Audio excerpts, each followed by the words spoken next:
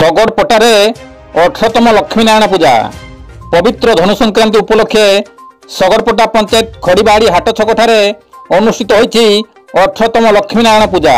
ଏଠାରେ କର୍ତ୍ତା ଭାବରେ ସୁଶାନ୍ତ ନାୟକ ଏବଂ ସହଧର୍ମିଣୀ ତିଳୋତ୍ତମା ନାୟକ ବସିଥିବା ବେଳେ ପୂଜକ ଭାବରେ ନିରଞ୍ଜନ ଦ୍ୱିବେଦୀ ଏବଂ ନୀଳାମ୍ବର ବାସ ପୂଜା କରିଥିଲେ।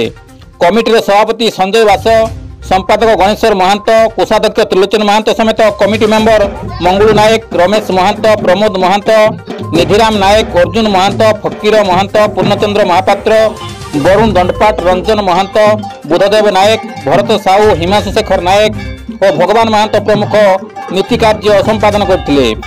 3 दिन धरी सांस्कृतिक कार्यक्रम एठारे हेबार व्यवस्था कराइछि।